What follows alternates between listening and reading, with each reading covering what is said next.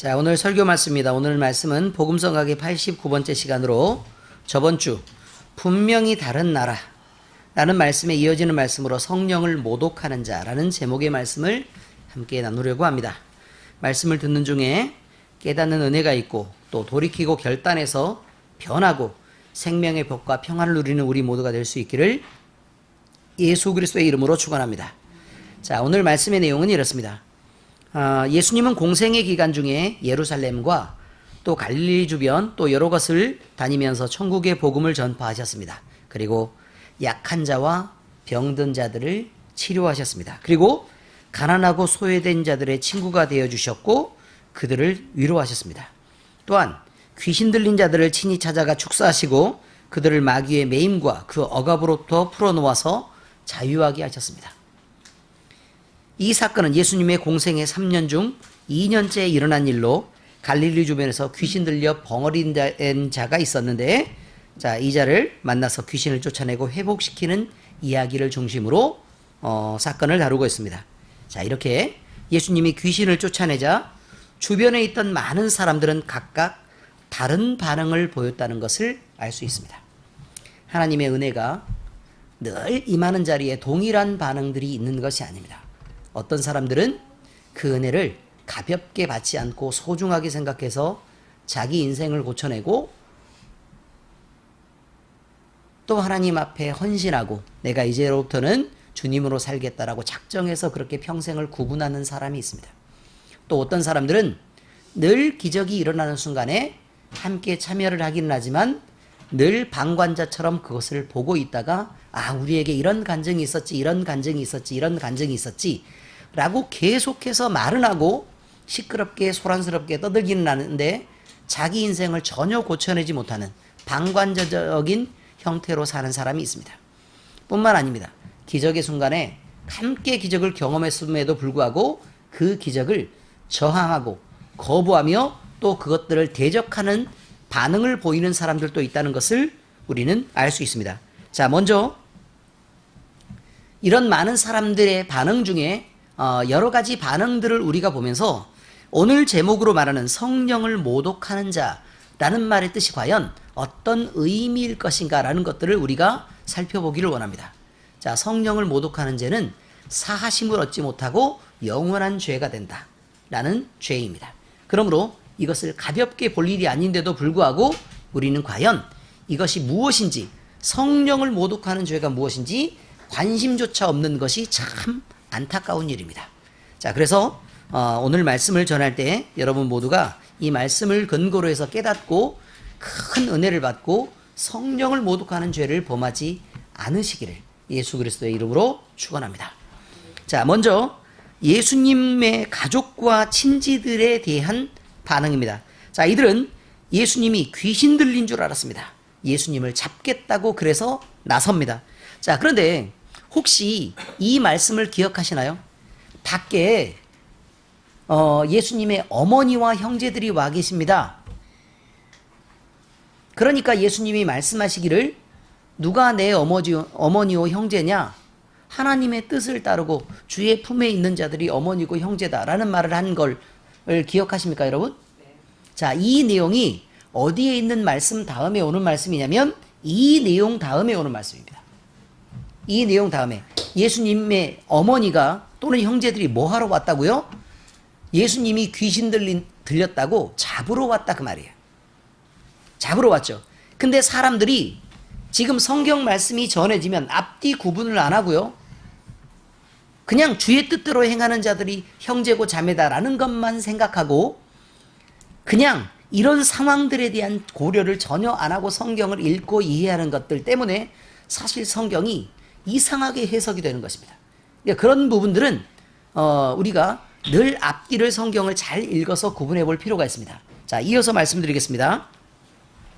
예수님의 가족과 친지들은 예수님이 어렸을 때부터 예수님 가까이에서 예수님을 직접 보고 예수님과 직접 부딪히면서 살았던 그런 사람들이었습니다. 예수님은 어렸을 때부터 그렇게 평범했느냐? 성경이 표현한 바에 의하면 예수님은 평범하지 않았습니다. 예수님은 성령 하나님의 충만하심 속에서 자라셨기 때문에 비록 공생애를 사신 것은 아니었지만 공생애 이전에도 예수님은 기적을 일으키기도 하셨다는 것을 여러분은 아셔야 합니다. 보통 사람들이 세속적으로 사는 것처럼 세상을 소원하고 세상을 중심으로 살다가 갑자기 공생애를 사신 것이 아니라 그 말입니다. 그런데 예수님의 이런 모습을 가까이에서 늘 보고 경험하고 함께 지냈던 가족과 친척들이 가장 먼저 달려와서 귀신을 쫓아내는 그 순간에 예수님이 귀신 들렸다고 생각하는 것은 참으로 안타까운 일이 아닐 수가 없습니다. 이처럼 하나님의 일을 방해하는 자들은 의외로 우리의 가까운 데 있을 수 있습니다. 남편일 수 있고 아내일 수 있습니다. 그것이 자식일 수 있고 그것이 부모일 수 있습니다. 가까운 친구일 수도 있고 내 가까운 이웃일 수 있습니다. 그런데 여러분은 그것을 경계하지 않습니다. 어떤 사람이 복음을 듣고 마음에 감동을 받아 나는 목사가 되겠다, 나는 오지에 나가서 선교사가 되겠다 라고 자신을 들여서 복음을 위해 헌신하는 순간이 올 때 가장 먼저 방해하는 사람들, 가장 적극적으로 쌍수를 들고 막아서는 사람들은 자기의 부모나 형제일 수 있다는 사실이 참 아픈 일입니다. 또 누가 자기의 삶을 돌이켜 회개하고 새로운 삶을 살고자 다짐해도 가장 곁에 있는 사람들이 비웃고 조롱하며 방해하는 일은 허다합니다. 하나님 앞에서 봉사하며 살고 싶어도, 또 작정하고 헌금 한번 하고 싶어도 가장 가까운 사람들의 눈치를 보면서 그렇게 하지 못하는 경우가 대부분입니다.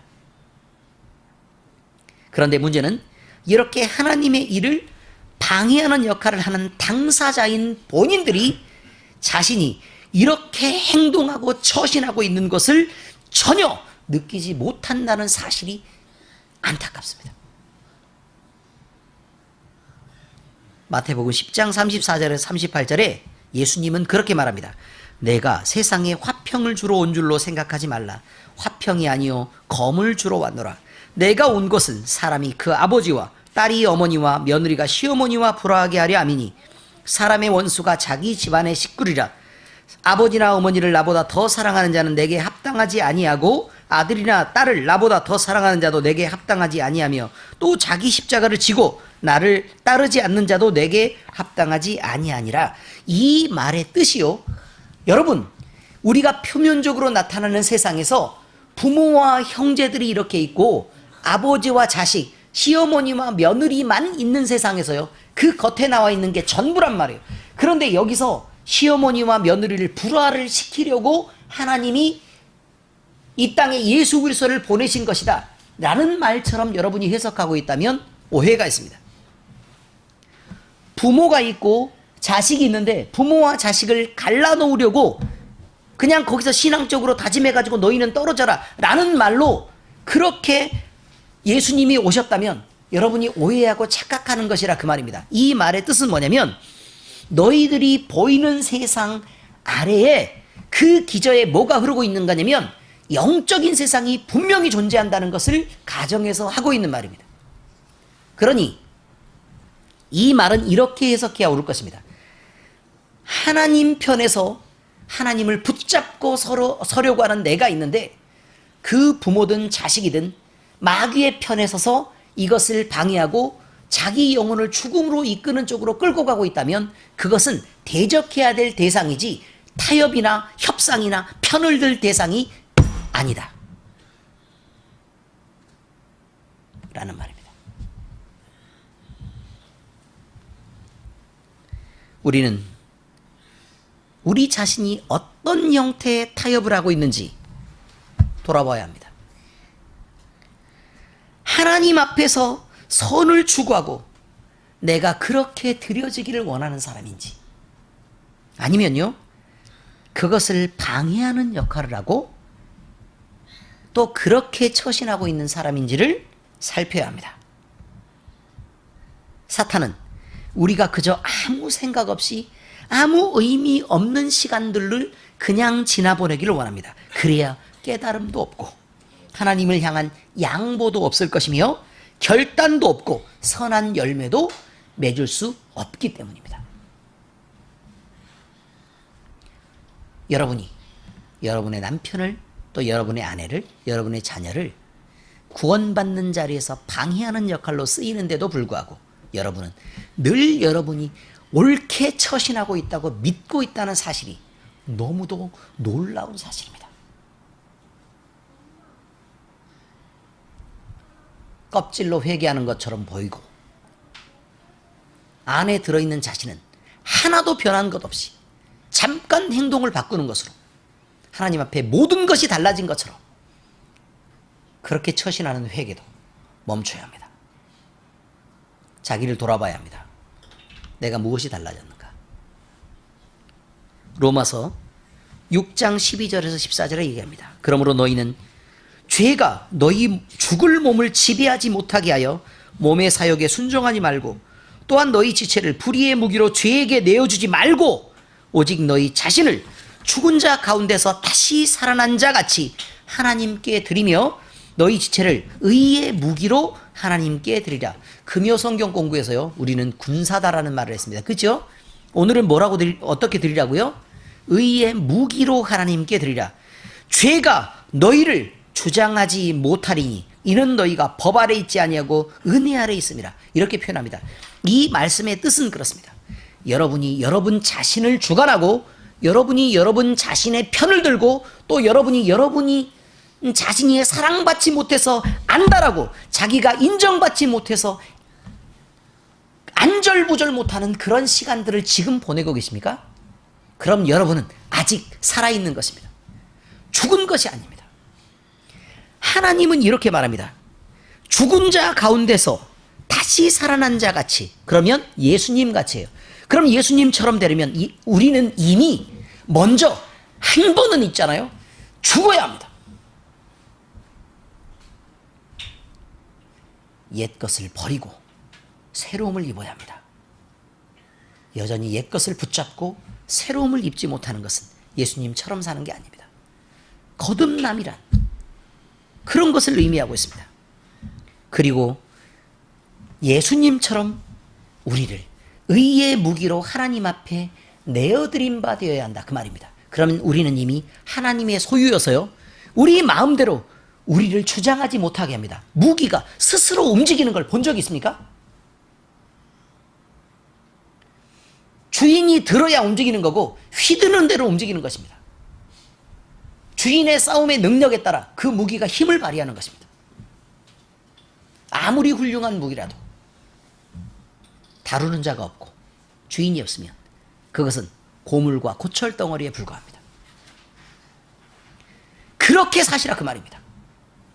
고물과 고철 덩어리로. 그리고 그것을 하나님 앞에 드리라는 얘기죠.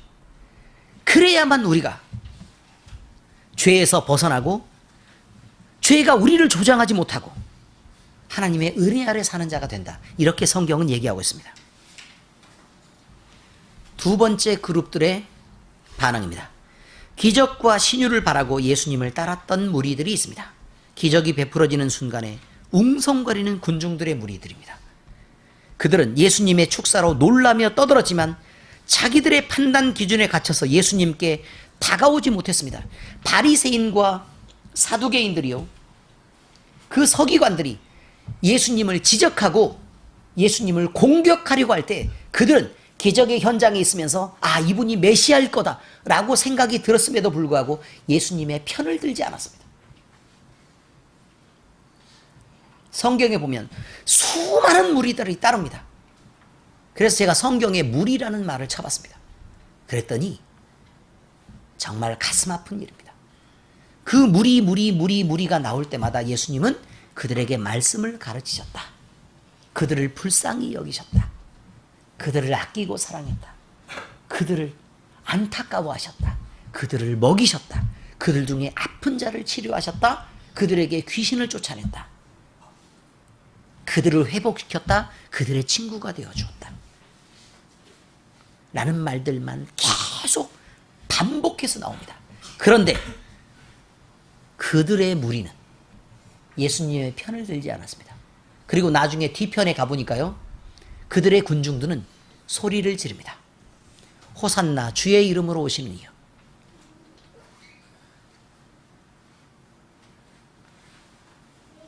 자기의 소원을 만족시켜 줄 줄 알고 예루살렘에 입성하는 예수님을 찬송하고 소리를 지르며 자기의 겉옷을 벗어서 길에 깔고 종려나무 가지를 흔들면서 그들이 외치던, 그 군중들이 외치는 소리였습니다. 그리고 그 뒤편에 가보니까 그 군중들의 무리는 저희를 십자가에 못 박아라라고 소리치고 있습니다. 심지어 그 상황을 지나서 다음 군중들의 무리들은, 그렇게 밝혀진 자들은 바야바를 살려주라고 얘기합니다.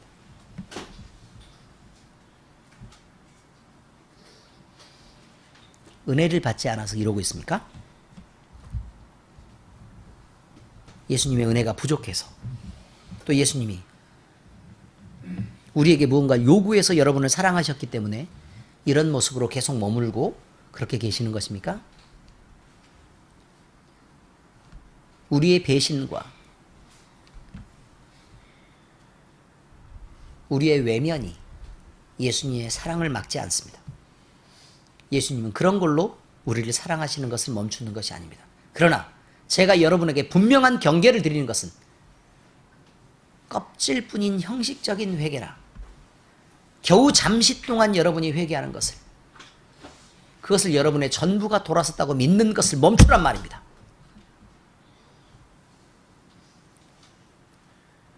이미 그런 거짓말은 계속되어 왔던 것입니다.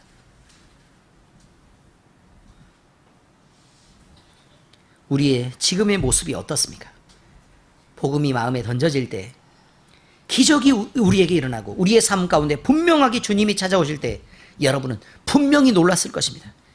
그러나 그저 주춤하며 상황을 재고 있지는 않습니까? 아니면 결단하고 예수님 편에 서서 예수님과 함께하는 그 길을 여러분은 걷고 계십니까? 아니면 겨우 복받고 내가 피해를 받지 않겠다고 예수님과 함께 걷는 그 길을 피해서 그저 예수님과 동행하면서 여러분의 유익을 얻기를 원하십니까? 만약 우리의 모습이 예수님이 계시던 그날의 그곳에 있었던 그 웅성거리던 군중들과 같다면 말이죠, 우리는 이미 넘어지고 있는 것입니다. 예수님과 반대편의 선자들의 편을 들고 있는 자들이 분명합니다. 적어도요, 온전하게 편은 들지 않았을지 모르나 예수님의 기적을 경험하는 현장에서 예수님을 죽이려고 하는 자들의 반 정도의 편을 들고 있는 것입니다. 우리 마음에 양다리를 걸치고 있다, 그 말입니다. 하나님은 우리에게 예수님을 보내실 때 겨우 그런 대우를 받으라고 예수님을 보내셨겠습니까? 그 귀하신 독생자가 이 땅에서 그런 대우를 받아야 한다, 그래서 보내셨겠습니까? 우리가 우리의 사익을 내세우며 주님을 판단하는 순간에 이미 우리는 예수님이 우리의 주님인 것을 부인하고 있는 것입니다. 여러분은 여전히 주님이라고 믿고 있겠죠. 왜요? 여러분에게 복이 되니까.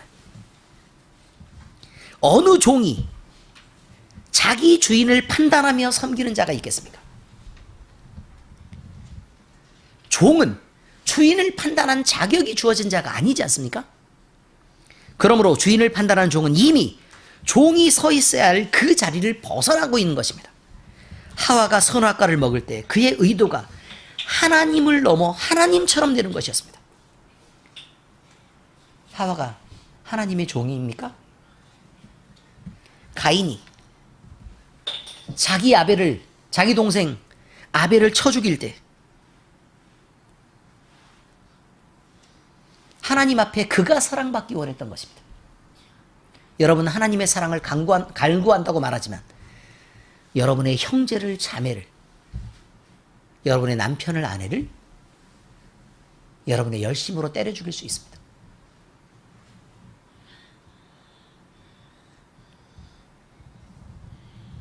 사람들이 자기 마음에 하나님 모시기를 거부한 때 각자가 자기 옳은 대로 행했던 것을 기억해야 합니다.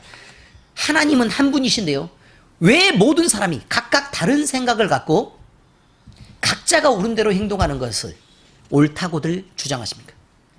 마음속에 주님 모시는 것을 거부하고 자기가 주인인 사람들은 이처럼 지존하신 주님의 종이 되는 것을 거부하고 나는 하와처럼 살겠다, 나는 가인처럼 살겠다 말하는 것입니다.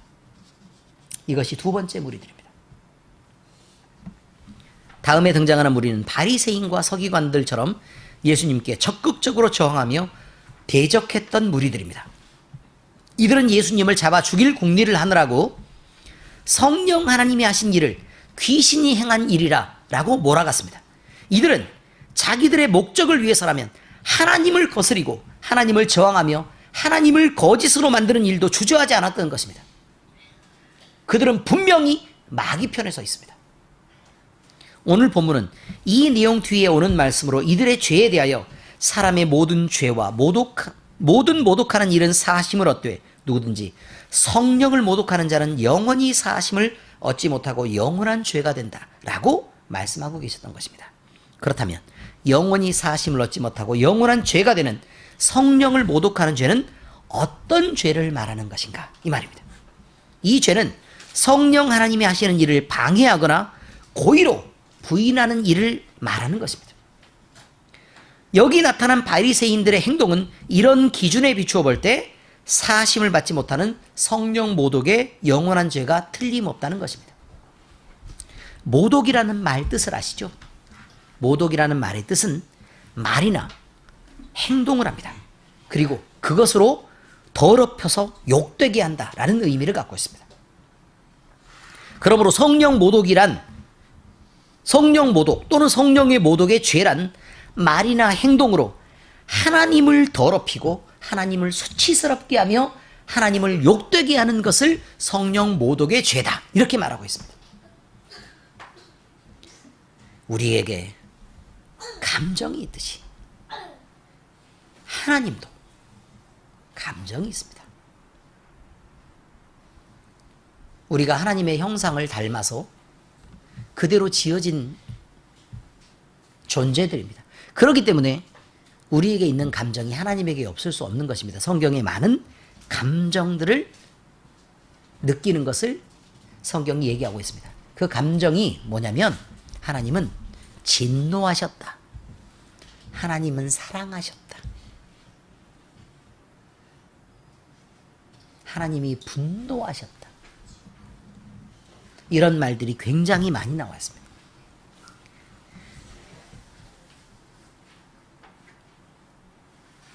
우리가 모독감을 당할 때 우리가 분노하고 화가 나는 것처럼 하나님도 억울한 일을 당하시면 모든 것을 다 알고 이해를 하는데도 불구하고 하나님의 자존심이 다칩니다.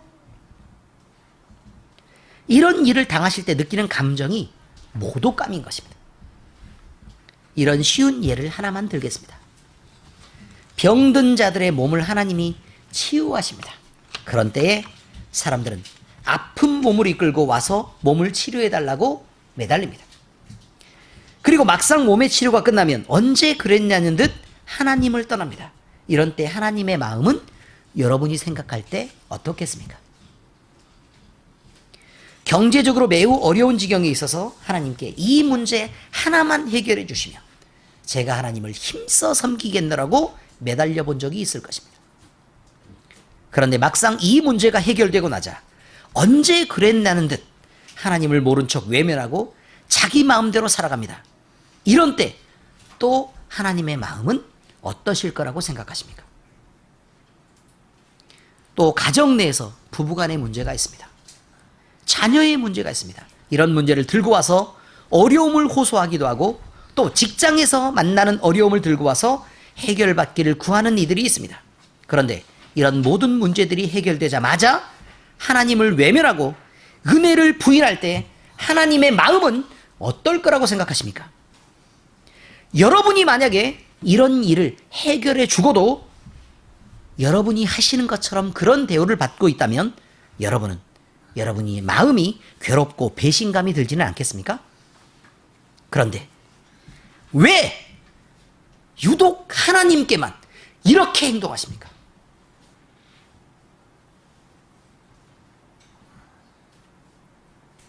이것은 아마 단 한 가지 이유에서일 것입니다. 여러분은 아직 하나님을 온전히 믿고 있지 않은 것입니다.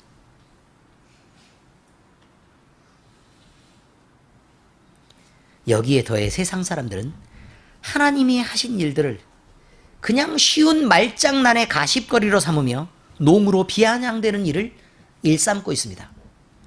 거기에 동조하는 여러분은 누구입니까?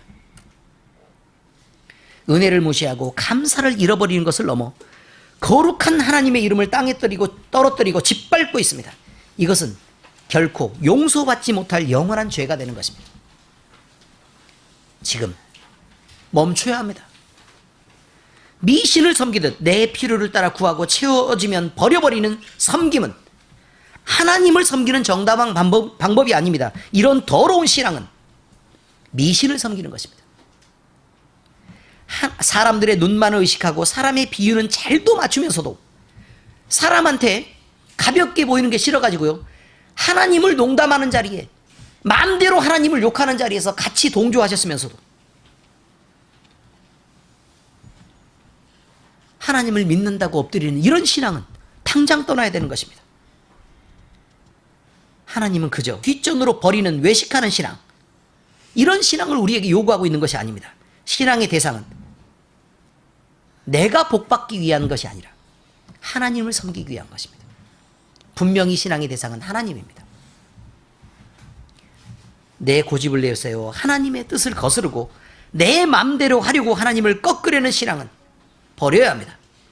이것을 하나님으로 인정하지 않는, 내가 하나님이 되는 신앙이라고 말하기 때문입니다. 하와와 같습니다. 그리고 루시엘과 같습니다. 그는 루시퍼가 되었습니다. 이런 모든 것들은 우리가 거룩하신 하나님을 모독하는 것들입니다. 하나님을 알면서도 모독하는 죄는 결코 용서받지 못하는 영원한 죄가 됩니다. 우리는 우리가 전혀 느끼지 못하고 행하는 동안에 성령을 모독하는 죄를 범하며 살 수 있습니다. 우리가 신앙이라고 말하는 그런 순간에도요, 하나님을 범하고 하나님을 모독하는 죄를 범할 수 있다, 그 말입니다. 이것은 우리가 그리스도의 은혜 없이 우리 마음에 무너지고 다친 것들을 그저 방관하며 살아가기 때문에 그렇습니다. 다친 내가 아프고 다친 나만 안타까운 것입니다. 그래서 부들부들 떨면서 그저 내 편을 들지 못해, 나를 위로하지 못해서 안달이 납니다. 그래서 그저 애쓰고 내 기준을 내세워서 남들을 모두 판단하고 내 기준에 맞춰서 나를 만족하라고 얘기합니다. 그러지 않으면 정죄합니다. 내가 내 편을 든다고 사람들이 나를 이해해 주지도 않고요, 내가 내 편을 든다 그래서 사람들이 적어도 나에게 양보해 주는 거 아닙니다. 그저 나만 다치고 안달하며 살다가 더러움 속에 내어버려지는 것이고, 하나님을 거스르며 계속해서 나를 위해 하는 삶을 살다가 죄 속에 내버려지는 것입니다. 그러므로 이제 우리 마음을 열고 영이신 하나님을 느껴야 합니다. 성령을 모독하는 죄는 성령을 인식하지 못하고 살아가기 때문에 나타난 죄이기 때문에 그렇습니다. 이 죄는 하나님께 시선을 향하고 우리 마음에 손을 얹으면 대부분 쉽게 알 수도 있는 죄들입니다. 이제라도 우리는 분별하고 새로워져야 합니다. 하나님의 영이 우리에게 오신 것은 우리를 지배하고 속박하기 위함이 아닙니다. 오히려 우리를 위험에서 보호하고 온전한 구원에 이르게 하기 위해 우리에게 오시고 우리를 가르치시며 지켜내고 있는 것입니다. 고린도전서 2장 10절에서 15절에 이렇게 말합니다. 제가 읽어드리겠습니다. 오직 하나님이 성령으로 이것을 우리에게 보이셨으니 성령은 모든 것 곧 하나님의 깊은 것까지라도 통찰하시느니라. 사람의 일을 사람의 속에 있는 영 외에 누가 알리요? 이와 같이 하나님의 일도 하나님의 영 외에는 아무도 알지 못하느니라. 우리가 세상의 영을 받지 아니하고 오직 하나님으로부터 온 영을 받았으니 이는 우리로 하여금 하나님께서 우리에게 은혜로 주신 것들을 알게 하려 하심이라. 우리가 이것을 말하거니와 사람의 지혜가 가르친 말로 아니하고 오직 성령께서 가르치는 것으로 하니 영적인 일은 영적인 것으로 분별하느니라. 육에 속한 사람은 하나님의 성령의 일들을 받지 아니하나니 이는 그것들이 그에게는 어리석게 보이며 또 그는 그것들을 알 수도 없나니 그러한 일은 영적으로 분별되기 때문이라.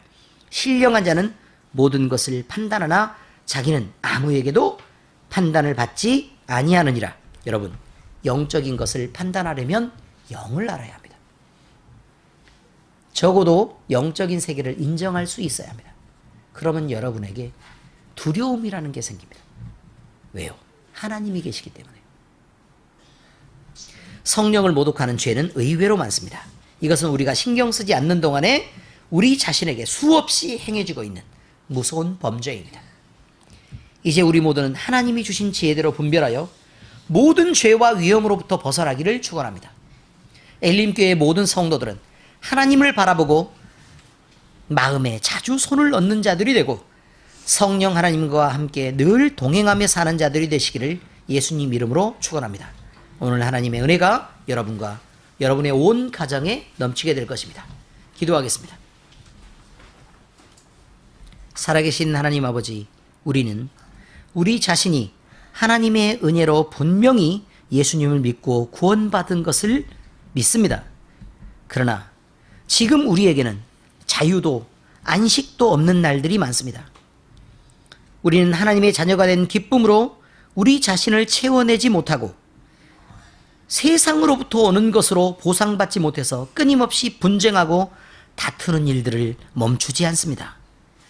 이렇게 마귀의 지배를 스스로 인정하고 기뻐하며 세상이 주는 달콤함을 따라 사는 우리를 용서하여 주시옵소서.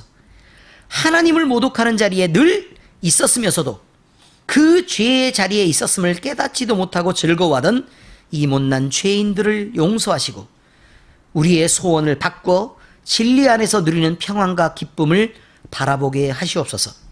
이제 우리 자신을 살펴 깨닫게 하시고 당당히 마귀의 권세에서 벗어나 진정한 그리스도인으로 살게 하시고 세상의 유혹이나 어려운 시험을 만나도 우리와 함께 계시는 주님을 향한 시선을 놓치지 않게 하시고 각 사람의 가슴에 한 분 하나님을 모신 만족을 누리며 살게 하시옵소서. 우리가 이제 은혜를 바라보는 신앙 안에서 결단함으로 우리 자신이 선택한 죄로 인하여 고통받는 날들이 줄어들게 하시며 우리를 짓누르는 마귀의 나라와 대적하는 정예화된 군사로 서게 하시옵소서. 우리를 사랑하셔서 우리를 구원하신 우리 주님 예수 그리스도의 이름으로 기도합니다. 아멘.